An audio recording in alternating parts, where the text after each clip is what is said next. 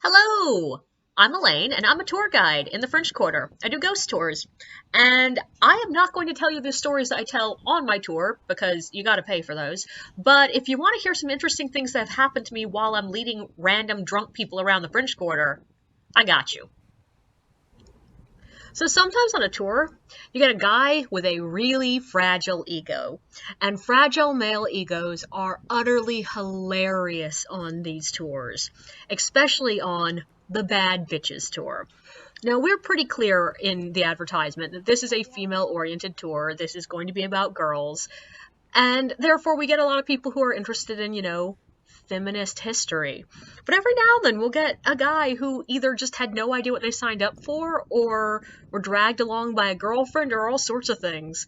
I know we got at least one-star review once from a guy that was, quote, uncomfortable on the tour because we did nothing but talk about females, and he felt really attacked because we were talking about all these girls attacking guys and everybody thought it was so funny and he didn't think it was funny.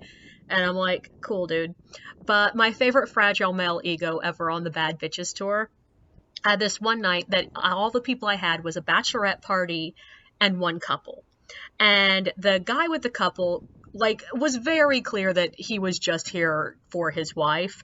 That particular night, me and one of my friends were dividing the tour, so we were calling out, gathering people around, and she always just screams out, "Bad bitches!" And most people laugh and come join us, or occasionally we'll get people that look at us funny and walk away. But this guy walked up and was like, well, I don't know if I'm a bad bitch. And what she always does when people do this is like, no, you can be a bad bitch. Like, males can be bad bitches too. It's fine. And he was all like, well, I don't know. Meanwhile, his wife is sitting there talking with the bachelorette party, being like, oh my God, let's get t-shirts that say bad bitches on them. And just making friends. And after the very first stop on that tour, the guy comes up to me, and this story, by the way, is about a sex worker who beat men to death. And he comes up to me and is like, so, do you think I could take her? And I sort of play it off and go, well, considering she's been dead for over 100 years, I hope so.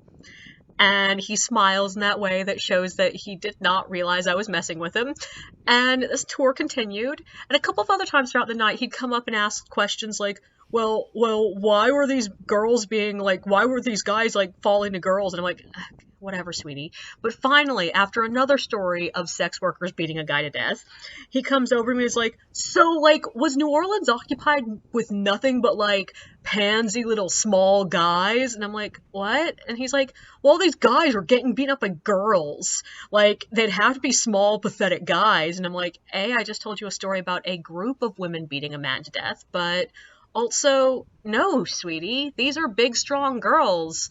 And what I'm thinking and not saying is, sweetie, I'm pretty sure I could kick your ass. Calm down. But needless to say, the other girls in the group were not amused by this, and they're all being like, yeah. My favorite was the bachelorette screamed out, yeah, be careful, we're bad bitches too. And he got that uncomfortable look on his face. And at the very end of the tour, after we had said goodbye and everyone was walking away, the bachelorette party was, of course, heading back to Bourbon, and the wife, clearly now friends with these people, wanted to join them. And the husband follows along a couple of feet behind, being like, yeah, I'm going to protect you. I'll walk y'all safely to Bourbon. And the girls all laugh, and it was a beautiful night. But my other fragile male ego story actually has to do with the time that I used to do ghost hunts, because yes, this company used to offer ghost hunts as well. And ghost hunts, the majority of it is you're just sitting in a dark room, talking to the air, hoping something happens.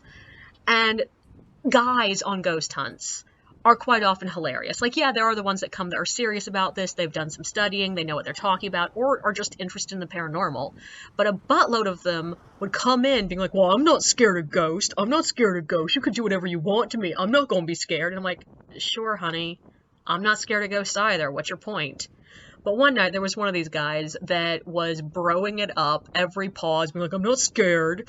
And he hadn't handled any of the equipment all night. So at the end of the night, when I send people off to do solo expeditions, I have to, show him how to do everything. And I set him up with an audio recorder and sent him upstairs to the dark, quiet, empty room. And I tell him before he goes up that if you get nervous, laugh.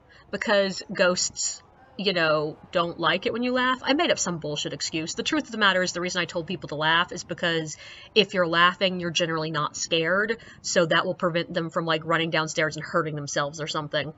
But I hand him the audio recorder, tell him it's already recording, he doesn't have to hit any buttons, just go upstairs. And he goes upstairs, and I'm standing at the bottom of the stairs actually talking to his girlfriend quietly when we hear upstairs, ha ha ha! And I sort of turned to her to explain, okay, well, he's a bit nervous because I told him to laugh if he got nervous. And I'm not even done with saying that much when I hear, oh, shit! And he comes running down the stairs so quickly, I don't think his feet are making contact with the rungs. And when he's at the bottom of the stairs, I'm like, oh, honey, what the hell happened? Did something actually happen? And he insists that he was up there and he was asking questions and pausing, and he heard a voice. So it made him just a hair nervous, so he laughed like I told him to. And as soon as he was done laughing, he heard a very loud, clear voice say, "Get out." And I was like, oh my god, let me play that back on the audio recorder. That sounds amazing.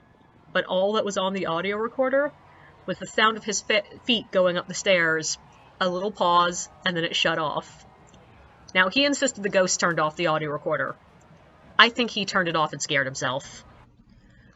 Don't forget to like and subscribe, and thank you for listening.